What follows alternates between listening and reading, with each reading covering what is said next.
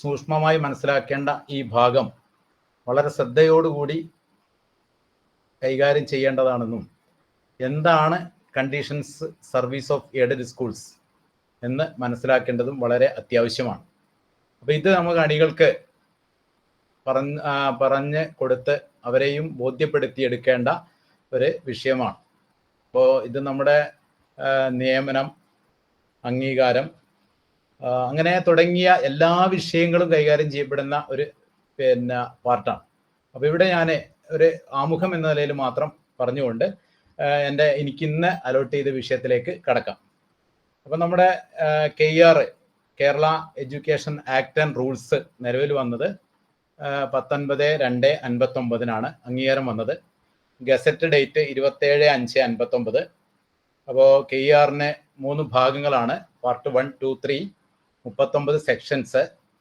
അപ്പോൾ അതൊക്കെ നമ്മൾ വിശദമായി പറഞ്ഞതും കാര്യങ്ങളൊക്കെയാണ്. പിന്നെ നമ്മുടെ ബഹുമാനായ ശ്രീധരൻ മാഷ് നമുക്ക് ഈ ഭാഗത്തെ പഠിക്കാൻ വേണ്ടി വളരെ ലഘൂകരിച്ചുകൊണ്ട് ശരിക്കും അപ്പോയിൻമെന്റ്, അപ്രൂവൽ, അപ്പീൽ, അത് ഏത് റൂൾസ് 1, 2, 7, 7A, 8 അങ്ങനെയൊക്കെ തിരിച്ച് നമുക്ക് കൃത്യമായിട്ടും നമ്മളെ 2 വർഷം മുമ്പേ ഉള്ള നമ്മുടെ പഠന ക്ലാസ്സിൽ നമുക്ക് ശ്രീധരൻ മാഷ് നേരിട്ട് തന്നെ എല്ലാ കാര്യങ്ങളും തന്നതാണ്.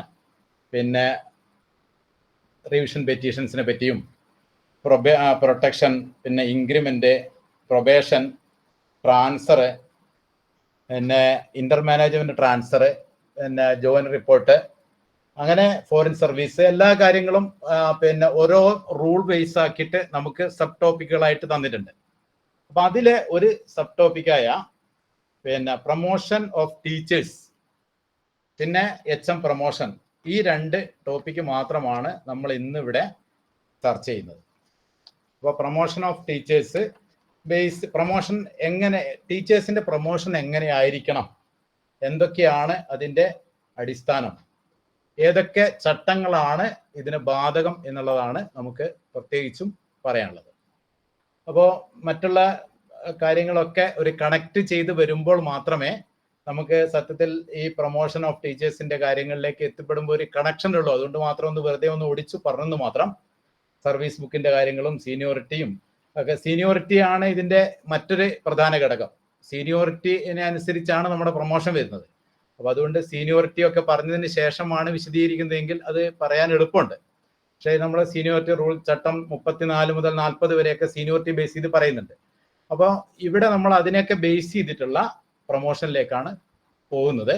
അപ്പോൾ promotion of ടീച്ചേഴ്സിലെ rule 43, 43A, 43B, 43C, ഇത്രയും ചട്ടങ്ങളാണ് പ്രൊമോഷൻ ഓഫ് ടീച്ചേഴ്സിന്റെ കാര്യത്തിൽ പറയുന്നത്. അപ്പോൾ പ്രൊമോഷൻ ഓഫ് ടീച്ചേഴ്സിന്റെ ഈ ചട്ടങ്ങൾ പറയുന്നിടത്ത് റൂൾ 43, 43A, 43B, 43C. ഈ റൂൾ 43 സീനിയോറിറ്റി ബേസ്ഡ് പ്രൊമോഷനാണ്. ഈ പ്രൊമോഷന്റെ മാനദണ്ഡം സീനിയോറിറ്റിയാണ്. ഏറ്റവും പ്രധാനപ്പെട്ട സീനിയോറിറ്റിയാണ് ഇതിന് ഏറ്റവും പ്രധാനമായിട്ട് പറയുന്നത്. വേക്കൻസി റിപ്പോർട്ട് ചെയ്യുന്ന ദിവസത്തെ സീനിയോറിറ്റി, ആ ദിവസത്തെ ക്വാളിഫിക്കേഷൻ, ഇതാണ് പരിഗണിക്കേണ്ടത്. അപ്പൊ അതായത് ഒരാള് പിന്നെ ഒരു സ്കൂളിൽ 1/6 പ്രൊമോഷൻ വരുന്ന സാഹചര്യത്തിൽ 1/6 അവിടുത്തെ സീനിയോറിറ്റി ലിസ്റ്റ് അനുസരിച്ച് എങ്ങനെയാണോ പിന്നെ സീനിയർ ആയിട്ടുള്ളത്, അതായത് റൂൾ 43 ടീച്ചേഴ്സിന്റെ ആണ്. ഹൈസ്കൂൾ പ്രൊമോഷൻ ആകാം, പിന്നെ മറ്റുള്ള HSA, പിന്നെ മറ്റുള്ള HSA പ്രൊമോഷൻ, അല്ലെങ്കിൽ പിന്നെ മറ്റുള്ള ലാംഗ്വേജ് ടീച്ചേഴ്സിന്റെ പ്രൊമോഷൻ, എങ്ങനെയാണോ ഏത് കാറ്റഗറിയാണ് വരുന്നത് എന്നുള്ള അനുസരിച്ച് ആ സമയത്തെ സീനിയോറിറ്റീനെ ബേസ് ചെയ്തിട്ടുള്ള ഒരു കാര്യമാണ് നമ്മൾ നോക്കേണ്ടത്. പക്ഷെ ഇതിൽ പരിഗണിക്കുന്ന സമയത്ത് മാനേജറുടെ ഇഷ്ടാനുസരണം പ്രൊമോഷൻ നടത്താൻ കഴിയില്ല. അതായത് ഒരു പ്രൊമോഷൻ നീട്ടിവെക്കാനും കഴിയില്ല. പ്രൊമോഷൻ ഏത് ഡേറ്റിലാണോ നൽകേണ്ടത് ആ ഡേറ്റിൽ തന്നെ പ്രൊമോഷൻ നൽകേണ്ടതുണ്ട്. അപ്പോൾ അത് ആ സമയത്തെ സീനിയർ ആരാണോ ആ സീനിയർക്ക് തന്നെ ആ അർഹതപ്പെട്ട ക്വാളിഫിക്കേഷൻ ഉള്ള ആൾക്ക് നമ്മൾ കൊടുക്കണം. അപ്പോൾ ഇവിടെ സ്കൂളിൽ ക്വാളിഫൈഡ് ഉള്ള ആളില്ലെങ്കിൽ മാത്രമേ മാനേജർക്ക് പുറത്തുനിന്നൊക്കെ ആളെ കൊണ്ടുവരാൻ പറ്റുള്ളൂ. സർവീസിൽ അവിടെ ക്വാളിഫൈഡ് ഹാൻഡ്സ് ആരും ഇല്ല. അതിനുള്ള കണ്ടീഷൻസ് ഒക്കെ നമ്മളെ റൂൾ 43A-B-Cയിലൊക്കെ നമുക്ക് വ്യക്തമായി പറയുന്നുണ്ട്. അപ്പൊ ഇവിടെ നമ്മൾ സീനിയോറിറ്റി ബേസ് ചെയ്ത് മാത്രം പരിഗണിക്കുകയും അവരുടെ കഴിവുമാണ് ഇവിടെ പരിഗണിക്കുന്നത്. അപ്പൊ ഇവിടെ കഴിവ് എന്ന് പറഞ്ഞു കഴിഞ്ഞാൽ മാനേജറുടെ ഇഷ്ടക്കാരനാണ്, മാനേജർക്ക് വേണ്ട കാര്യങ്ങളൊക്കെ ചെയ്തു കൊടുക്കുന്ന ആളാണ്, അതുകൊണ്ട് മാനേജർക്ക് ഇഷ്ടമുള്ള ആളെ പോസ്റ്റ് ചെയ്യാം എന്നല്ല. എഫിഷ്യൻസി എന്ന് വെച്ചാൽ അതിന്റെ കറക്റ്റ് ആയിട്ട് അതിന്റെ മാനദണ്ഡത്തിലാണ് ചെയ്യേണ്ടത് എന്നുള്ളതാണ് പറയുന്നത്. ഇവിടെ HS-ന്റെ സബ്ജക്റ്റ് റിക്വയർമെന്റ് അനുസരിച്ച് വേണം പ്രൊമോഷൻ, വിഷയങ്ങളുടെ അനുസരിച്ച് വേണം പ്രൊമോഷൻ. നമുക്കറിയാം, ഇപ്പോൾ ഹൈസ്കൂളിൽ ഒരു ഹിന്ദി അധ്യാപകന്റെ പോസ്റ്റാണ് ഉണ്ടാകുന്നതെങ്കിൽ അവിടെ പ്രൈമറിയിലുള്ള സീനിയർ ആയിട്ടുള്ള ഹിന്ദി അധ്യാപകന് പ്രൊമോഷൻ കൊടുക്കേണ്ടതുണ്ട്. അല്ലെങ്കിൽ അതിനുള്ള ഓരോ മാനദണ്ഡങ്ങൾ പറയുന്നുണ്ട്. പിന്നെ അതിന്റെ കാര്യങ്ങളൊക്കെ അടുത്ത റൂളുകളിലൊക്കെ ആയിട്ട് പറയുന്നുണ്ട്. അപ്പൊ ഏതായാലും ഈ പ്രൊമോഷനെ നമ്മളെ ഏറ്റവും മാനദണ്ഡമായിട്ട് പരിഗണിക്കേണ്ട എഫിഷ്യൻസി, പിന്നെ സീനിയോറിറ്റി. അപ്പൊ എഫിഷ്യൻസി എന്നുള്ളതിൽ അടിവരയിട്ട് പറയുന്നുണ്ട് നമ്മളെ റൂളില്, മാനേജർക്ക് വേണ്ടി ഇഷ്ടാനുസരണം ചെയ്യുന്ന ആളല്ല എന്നല്ല. അപ്പൊ അത് പ്രത്യേകം ശ്രദ്ധിക്കുക. പിന്നെ ഗവൺമെന്റിന്റെ മിസ്റ്റേക്ക് കൊണ്ടാണ് പ്രൊമോഷൻ അങ്ങനെ വൈകിയോ അങ്ങനെ എന്തെങ്കിലും സംഭവിച്ചു കഴിഞ്ഞാൽ അവർക്ക് അരിയർ ഉൾപ്പെടെ കിട്ടാനുള്ള എല്ലാ വകുപ്പുണ്ട്. അവർക്ക് എന്ത് ചെയ്യില്ല, പ്രൊമോഷൻ വൈകിയാൽ അത് അവരുടെ കാരണം കൊണ്ടല്ല, ഗവൺമെന്റിന്റെ മിസ്റ്റേക്ക് കൊണ്ട് അല്ലെ മാനേജ്മെന്റിന്റെ മിസ്റ്റേക്ക് കൊണ്ടൊക്കെ സംഭവിച്ചാൽ അവർക്ക് അരിയർ ഉൾപ്പെടെ കിട്ടാൻ, അത് നമ്മുടെ ഒരു കൃഷ്ണൻ പണിക്കർ എന്നവരുടെ ഒരു കേസുമായി ബന്ധപ്പെട്ട് സ്റ്റേറ്റുമായിട്ട് 1993 ഒരു ഇതുമായി ബന്ധപ്പെട്ട് അതിൽ പ്രത്യേകം പറയുന്നുണ്ട്. പിന്നെ നോൺ ടീച്ചിങ് സ്റ്റാഫിൽപ്പെട്ട ആൾക്കും പ്രൊമോഷൻ ലഭിക്കും. അതെങ്ങനെയാണ് കിട്ടുക പ്രൊമോഷൻ? ടീച്ചേഴ്സ് ലഭ്യമല്ലെങ്കിൽ മാത്രം. ടീച്ചേഴ്സിന് ആരും ഇപ്പൊ ഈ പറയുന്ന ക്വാളിഫിക്കേഷൻ സീനിയോറിറ്റിയിലും ഇല്ലെങ്കിൽ നോൺ ടീച്ചിങ് സ്റ്റാഫിനും പ്രൊമോഷൻ കൊടുക്കാം. പിന്നെ ടെമ്പററി പ്രൊമോഷൻ കിട്ടുന്ന ജൂനിയർക്ക് ലോവർ പോസ്റ്റിലെ സീനിയോറിറ്റി നഷ്ടമാകില്ല. ഇങ്ങനെയുള്ള പ്രൊമോഷൻ കിട്ടുന്നുണ്ട്. പ്രൊമോഷൻ താൽക്കാലികമായിട്ട് സ്ഥാനത്തുള്ള പ്രൊമോഷൻ ആണെങ്കിൽ. അപ്പം പിന്നെ മാനേജർക്ക് പ്രൊമോഷൻ നീട്ടിവെക്കാൻ കഴിയില്ല. പിന്നെ period of notional promotion as HSA, notional പ്രൊമോഷനിൽ കിട്ടുന്ന HSA സർവീസ്, അതെന്തിനു വേണ്ടിയിട്ട്? Higher grade in promote can be reckoned, higher ഗ്രേഡിന് വേണ്ടി പരിഗണിക്കുമെന്നാണ് പറയുന്നത്. നോഷണലായിട്ട് താൽക്കാലികമായി കിട്ടുന്ന പ്രൊമോഷൻ. അപ്പൊ ഈ റൂൾ 43 പ്രധാനമായിട്ടും പറയുന്ന നമ്മൾ മനസ്സിലാക്കേണ്ട ഒരു കാര്യം, സീനിയോറിറ്റി ബേസ്ഡ് ആണ്, പിന്നെ എഫിഷ്യൻസി ആണ്, പിന്നെ സബ്ജക്ട് റിക്വയർമെന്റ് അനുസരിച്ചാണ് പ്രൊമോഷൻ. ഇത്രയും കാര്യങ്ങളാണ് ഇതിന്റെ പ്രധാനമായിട്ടും നമ്മളെ റൂൾ 43 വരുന്നത്. അപ്പൊ ഇതില് ഗവൺമെന്റ് മിസ്റ്റേക്ക് കൊണ്ടുള്ള കാര്യങ്ങളും സൂചിപ്പിച്ചു. പിന്നെ നോൺ ടീച്ചിങ് സ്റ്റാഫിന് പ്രൊമോഷൻ ലഭിക്കും എവിടെ? ടീച്ചേഴ്സ് ലഭ്യമല്ലെങ്കിൽ. അപ്പൊ ഇത്രയും കാര്യങ്ങളാണ് 43 ബന്ധപ്പെട്ട് പറയാനുള്ളത്. പിന്നെ നമുക്ക് 43A ചർച്ച ചെയ്താല്, ഒരു ടീച്ചർ ലോവർ സ്കെയിലിൽ നിന്നും ഹയർ ഗ്രേഡിലേക്ക് പ്രൊമോട്ട് ചെയ്താൽ അവരുടെ പേ റൂൾ 28A അല്ലെങ്കിൽ 37 പാർട്ട് 1 കേസാണ് അനുസരിച്ച് നൽകും എന്നുള്ളതാണ് റൂൾ 43A പറയുന്നത്. അപ്പൊ 43ന്റെ പ്രൊമോഷൻ അനുസരിച്ച് പ്രൊമോഷൻ ലഭിച്ചു കഴിഞ്ഞാൽ എങ്ങനെയാണ് പേ ഫിക്സേഷൻ കിട്ടുക? അപ്പൊ 43A അത് കൃത്യമായിട്ട് പറയുന്നു. 28A ആണ്, 37 ആണെന്നുള്ളത്. താഴ്ന്ന സ്കെയിലില് പിന്നെ പേ വീണ്ടും റീഫിക്സേഷനും ലഭിക്കും. താഴ്ന്ന സ്കെയിലിൽ പേ ചേഞ്ച് വരുന്ന സമയത്ത് അവർക്ക് റീഫിക്സേഷൻ ലഭിക്കും. പ്രൊമോഷൻ പോസ്റ്റിലെ അഡ്മിസിബിൾ എമൗണ്ട് കുറഞ്ഞു പോയെങ്കിൽ, അതായത് നമ്മുടെ ആ കാറ്റഗറിക്ക് അനുസരിച്ചുള്ള എമൗണ്ട് എത്തുന്നില്ലെങ്കിൽ ഗവൺമെന്റ് സ്പെഷ്യൽ ഓർഡറിലൂടെ ഓർഡർ ഇറക്കാം എന്നുള്ളത് ഇതിന്റെ നോട്ട് 1 ആയിട്ട് പറയുന്നുണ്ട്. പിന്നെ നോട്ട് 2 ഒരാൾ പ്രൊമോഷനായിട്ട് വീണ്ടും ലോവർ പോസ്റ്റിലേക്ക് റീ അപ്പോയിന്റ് ചെയ്താൽ പ്രൊമോഷൻ പോസ്റ്റിലെ പീരീഡ് ഇൻക്രിമെന്റിന് പരിഗണിക്കുമെന്ന് പറയുന്നുണ്ട്. അത് നോട്ട് 2 ആണ്. ഈ റൂള് നോട്ട് 3 ആയിട്ട് പറയുന്നു. ഈ റൂള് ടീച്ചേഴ്സിന്റെയും നോൺ ടീച്ചിങ്ങിന്റെയും പ്രൊമോഷൻ കാര്യത്തിൽ നോൺ ടീച്ചിങ് സ്റ്റാഫിന്റെ കാര്യത്തിലും ബാധകമാണ് എന്ന് നോട്ട് 3-ലും പറയുന്നു. അപ്പോൾ നമ്മൾ 43 അനുസരിച്ചുള്ള പ്രൊമോഷനിലെ 43A റൂൾ 2837 അനുസരിച്ച് പേ ഫിക്സേഷൻ നടത്താമെന്ന് പറയുന്നു. പിന്നെ പേ ഫിക്സേഷൻ താഴ്ന്ന സ്കെയിലിൽ പേ ഫിക്സേഷൻ നടത്തി കഴിഞ്ഞ് താഴ്ന്ന സ്കെയിലിൽ പേ ചേഞ്ച് ചെയ്യുന്ന സമയത്ത് അവിടെ റീഫിക്സേഷൻ അനുവദിക്കും എന്ന് പറയുന്നു. പിന്നെ നോട്ട് 1-ലുള്ള കാര്യങ്ങൾ, പിന്നെ എമൗണ്ട് കുറഞ്ഞു പോയാൽ പിന്നെ ഗവൺമെന്റിന് സ്പെഷ്യൽ ഓർഡർ ഇറക്കാം എന്ന് നമ്മുടെ നോട്ട് 1 കാണുന്നുണ്ട്. നമുക്ക് അതിൻ്റെ ഒരു ക്ലാരിഫിക്കേഷൻ നമുക്ക് പിന്നെ എങ്ങനെയാണ് സാഹചര്യം വരുന്നത് എന്നുള്ളതെന്ന് നമുക്ക് ചർച്ച ചെയ്യേണ്ടതുണ്ട്.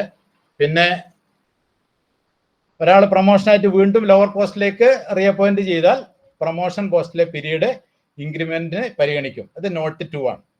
പിന്നെ ഈ റൂൾ നോട്ട് 3 പ്രകാരം ഈ റൂൾ ടീച്ചേഴ്സിന്റെയും നോൺ ടീച്ചിങ് സ്റ്റാഫിന്റെയും പ്രൊമോഷൻ കാര്യത്തിൽ ബാധകമാണ് എന്നും നോട്ട് 3-ൽ പറഞ്ഞിട്ടുണ്ട്. ഇപ്പം 43A. ഇനി നമുക്ക് ചർച്ച ചെയ്യേണ്ടത് 43B ആണ്.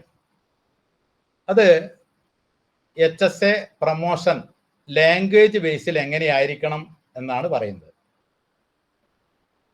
HSA പ്രൊമോഷൻ ലാംഗ്വേജ് ബേസ് നമ്മളെ സംബന്ധിച്ച് പ്രൈമറി ടീച്ചേഴ്സിന് ഇതിന്റെ പ്രായോഗികമായ കാര്യത്തിൽ ഒന്ന് പറഞ്ഞു തരാനുള്ള പരിമിതികളുണ്ട്.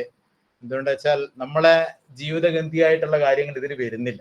എന്താ വെച്ചാൽ HSA ആയിട്ട് ബന്ധപ്പെട്ട ഇതിലെ UP സ്കൂളിൽ വർക്ക് ചെയ്യുന്നുണ്ടെങ്കിൽ UP സ്കൂളിലത്തെ പ്രൊമോഷൻ അവരെ ഹൈസ്കൂളിലേക്ക് പ്രൊമോട്ട് ചെയ്യുന്ന സാഹചര്യമാണ് നമുക്ക് വരാൻ സാധ്യതയുള്ളത്. പക്ഷെ അതുകൊണ്ട് കൂടുതലായിട്ടുള്ള ഒരു അനുഭവ സാക്ഷ്യം നമുക്ക് ഇവിടെ പറയാൻ പ്രയാസം ഉണ്ടാവും.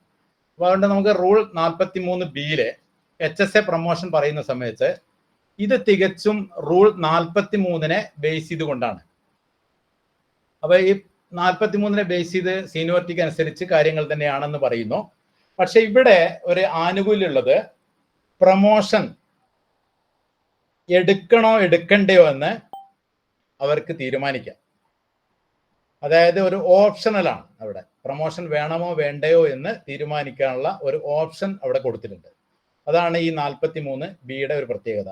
അത് ജിയോ M612/612 ഡേറ്റഡ് 10/11/1964 ഉത്തരപ്രകാരം പ്രൊമോഷന് ഓപ്ഷനായിട്ട് വേണമെങ്കിൽ എടുക്കാം, വേണ്ടെങ്കിൽ എടുക്കണ്ട എന്നുള്ള ഒരു ഓപ്ഷൻ അവിടെ ഇതാണ്. പിന്നെ ആർക്കൊക്കെയാണ് ഈ HSA പ്രൊമോഷൻ ലാംഗ്വേജ് പോസ്റ്റിലേക്ക് പ്രൊമോഷൻ അർഹത എന്നുള്ളതാണ്.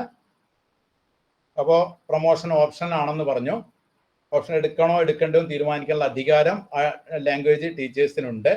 പിന്നെ പ്രൊമോഷന്റെ കാര്യം പറഞ്ഞാൽ part time high school assistant in that language. Part time high school ടീച്ചേഴ്സിന് ആ വിഷയത്തിൽ പാർട്ട് ടൈം പോസ്റ്റിൽ നിലനിൽക്കുന്ന ടീച്ചേഴ്സിനാണ് ഈ പ്രൊമോഷന് ആ ലാംഗ്വേജ് പോസ്റ്റിലേക്ക് പ്രൊമോഷന് അർഹത. പിന്നെ മറ്റൊരു സാഹചര്യത്തിലോ other lower grade teachers in that language. അതായത് ലോവർ ഗ്രേഡിലുള്ള മറ്റ് ടീച്ചേഴ്സിന്, ഇപ്പം പ്രൈമറിയിൽ വർക്ക് ചെയ്യുന്ന ലോവർ ഗ്രേഡ് ടീച്ചേഴ്സിന് നമുക്ക് അതിന് അർഹതയുണ്ടെന്ന് പറയുന്നു. പിന്നെയുള്ള അർഹത ആർക്കാണ്? Regular primary teachers. റെഗുലർ ആയിട്ടുള്ള പ്രൈമറി ടീച്ചേഴ്സിനും ലാംഗ്വേജ് പോസ്റ്റിലേക്ക് അർഹതയുണ്ട്. എങ്ങനെ? അവർക്ക് പ്രിസ്ക്രൈബ്ഡ് ക്വാളിഫിക്കേഷൻ ഉണ്ടായിരിക്കണം. അതാണ് ശ്രദ്ധിക്കേണ്ടത്. നമ്മളെ പ്രൊമോഷൻ അർഹതന്റെ ലാംഗ്വേജ് പോസ്റ്റിലേക്ക് എങ്ങനെയാ ഒരു UPSA-കാരനെ അല്ലെങ്കിൽ LPSA-കാരനെ പരിഗണിക്കുക എന്നുള്ളതല്ല. അവിടെ അവർക്ക് പ്രിസ്ക്രൈബ്ഡ് ക്വാളിഫിക്കേഷൻ ഉണ്ടെങ്കിൽ ഈ റൂൾ 43B പ്രകാരം അവരും പരിഗണിക്കപ്പെടും. അതുപോലെ തന്നെയാണ് ക്രാഫ്റ്റ് ആൻഡ് സ്പെഷ്യൽ ടീച്ചേഴ്സ്. ക്രാഫ്റ്റിന്റെയും മറ്റുള്ള ഡ്രോയിങ് ടീച്ചേഴ്സ്, PT അധ്യാപകര്, ഇവരൊക്കെ ആണെങ്കിലും അവരെയും പരിഗണിക്കും. എങ്ങനെ? അവർക്ക് പ്രിസ്ക്രൈബ്ഡ് ക്വാളിഫിക്കേഷൻ ഉണ്ടെങ്കിൽ. അപ്പോൾ ഇങ്ങനെ ഈ സാഹചര്യത്തിലൊക്കെയാണ് റൂൾ 43B-യുടെ കാര്യങ്ങൾ വരുന്നത്. മേൽപ്പറഞ്ഞതിൽ ആരും ഇല്ലെങ്കിൽ മാത്രമേ എങ്ങനെ ലോവർ ഗ്രേഡിലുള്ള അതർ ലാംഗ്വേജ് ടീച്ചേഴ്സിനെ കൂടെ ക്വാളിഫിക്കേഷൻ്റെ പരിഗണിക്കും. ഇതിൽ വളരെ ഒരു HSA-ൻ്റെതായതുകൊണ്ട് വളരെ ശ്രദ്ധിക്കേണ്ട കാര്യമാണ്. എന്താ വെച്ചാൽ ലാംഗ്വേജ് ബേസ് ആണ്, സബ്ജക്റ്റ് ബേസ് ആണ് പ്രൊമോഷൻ. ലാംഗ്വേജിന്റെ പ്രൊമോഷന്റെ കാര്യമാണ് ഇവിടെ പറയുന്നത്. അപ്പോൾ ഈ ലാംഗ്വേജിന്റെ പ്രൊമോഷൻ പറയുന്ന സമയത്ത് തന്നെ നമ്മൾ ആരെയൊക്കെ പരിഗണിക്കും എന്നുള്ളതാണ് പറയുന്നത്. Part time high school assistant in that language. Part time work ചെയ്യുന്ന ആ ലാംഗ്വേജ് ആ വിഷയത്തിലെ തന്നെയുള്ള ലാംഗ്വേജ് ടീച്ചർ.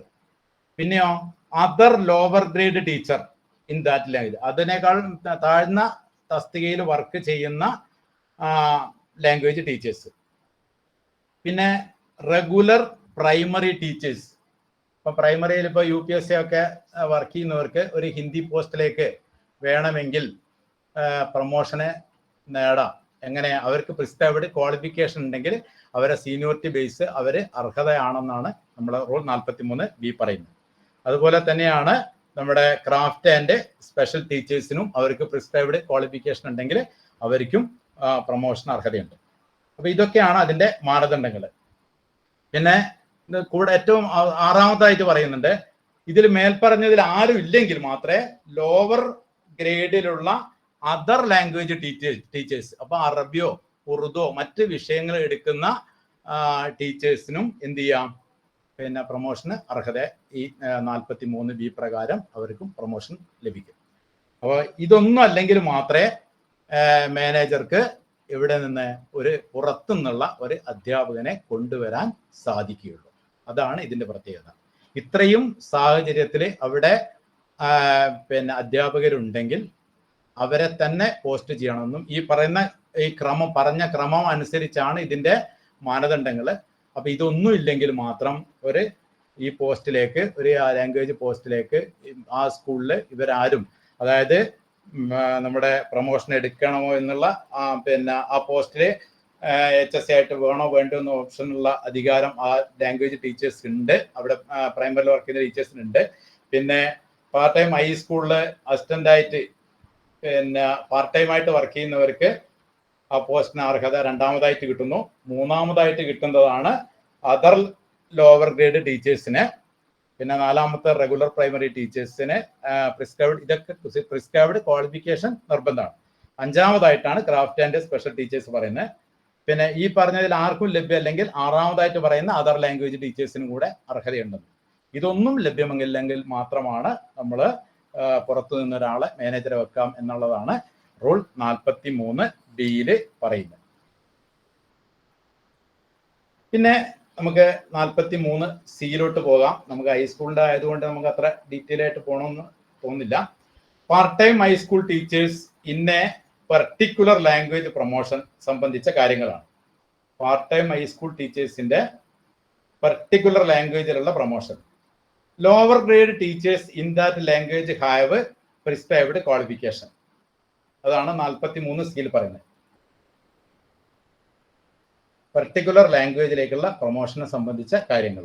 അപ്പൊ lower grade teachers in that language have prescribed qualification ആണ് ഒന്നാമത്തെ. അത് നേരത്തെ പറഞ്ഞ പോലെ തന്നെ രണ്ടാമത്തെ മാനദണ്ഡം regular primary teachers have prescribed qualification. രണ്ടാമത്തെ അർഹത അവർക്കാണ്. മൂന്നാമത്തത് craft and specialist teachers have prescribed qualification മൂന്നാമതായിട്ട് പറയുന്നു. നാലാമതായിട്ടാണ് മറ്റ് ലോവർ ഗ്രേഡ് ലാംഗ്വേജ് ടീച്ചേഴ്സിന് ക്വാളിഫിക്കേഷൻ ഉണ്ടെങ്കിലും അവരെ നാലാമതായിട്ട് പരിഗണിക്കുള്ളൂ. പിന്നെ ഇതൊന്നും പറ്റില്ലെങ്കിൽ മാത്രമേ പുറത്തുനിന്ന് പരിഗണിക്കാമെന്ന് അഞ്ചാമതായും പറയുന്നു. അപ്പം 43C പ്രകാരം പാർട്ട് ടൈം ഹൈസ്കൂൾ ടീച്ചേഴ്സിലെ പർട്ടിക്കുലർ ലാംഗ്വേജ് പ്രൊമോഷൻ, പർട്ടിക്കുലർ ആയിട്ടുള്ള ലാംഗ്വേജ് പ്രൊമോഷന്, അതിപ്പോൾ ഉദാഹരണമായിട്ട് നമുക്ക് പിന്നെ അറബിക് പോസ്റ്റോ ഹിന്ദി പോസ്റ്റ് ഇങ്ങനെയുള്ള പോസ്റ്റുകളൊക്കെ നമ്മൾ പർട്ടിക്കുലർ ആയിട്ട് എടുക്കുന്ന സമയത്തുള്ള കാര്യങ്ങളാണ് പറയുന്നത്. അപ്പൊ അതിൽ ആദ്യമായിട്ട് പരിഗണിക്കുക ലോവർ ഗ്രേഡിലുള്ള ആ സബ്ജക്റ്റിലുള്ള ടീച്ചേഴ്സിനെ. രണ്ടാമതായിട്ട് പരിഗണിക്കുന്ന regular primary teachers have prescribed qualification. അവിടെയുള്ള റെഗുലർ ആയിട്ടുള്ള UPSC LPS ഏതിലാ സർവീസിലുള്ളതെന്ന് വെച്ചാൽ അവർക്ക് ക്വാളിഫിക്കേഷനുള്ള അവരെ പരിഗണിക്കാം. മൂന്നാമതായിട്ട് craft and special teachers prescribed qualification ഉള്ളവരെ പരിഗണിക്കും. നാലാമതായിട്ടാണ് മറ്റ് ലോവർ ഗ്രേഡ് ലാംഗ്വേജ് ടീച്ചേഴ്സിന്, മറ്റുള്ള ലാംഗ്വേജ് ടീച്ചേഴ്സ് ലോവർ ഗ്രേഡിലുള്ള മറ്റ് ടീച്ചേഴ്സിനും പ്രിസ്ക്രൈബ്ഡ് ക്വാളിഫിക്കേഷൻ ഉണ്ടെങ്കിൽ പരിഗണിക്കാം എന്ന് പറയും. ഇതൊന്നും ഇല്ലെങ്കിൽ മാത്രം പുറത്തുനിന്ന് മാനേജർക്ക് ആളെ കൊണ്ടുവന്ന് പോസ്റ്റ് ചെയ്യാം എന്നുള്ളതാണ് ആ പ്രൊമോഷന്റെ ഒരു 43C പറയുന്നത്. അപ്പൊ നമ്മുടെ പ്രൊമോഷനുമായി ബന്ധപ്പെട്ട ടീച്ചേഴ്സ് പ്രൊമോഷനുമായി ബന്ധപ്പെട്ട റൂൾ 43, 43A, 43B, 43C എന്ന ഇത്രയുമാണ് നമ്മളിപ്പോൾ ഇവിടെ ചർച്ച ചെയ്തിരിക്കുന്നത്. അപ്പോൾ ഇതിനെപ്പറ്റി ചർച്ച ചെയ്തിട്ട് സാറേ അടുത്ത ഘട്ടത്തിലേക്ക് പോവാണോ? എന്താ നല്ലത് സാറേ? സീറസ് മാഷേ?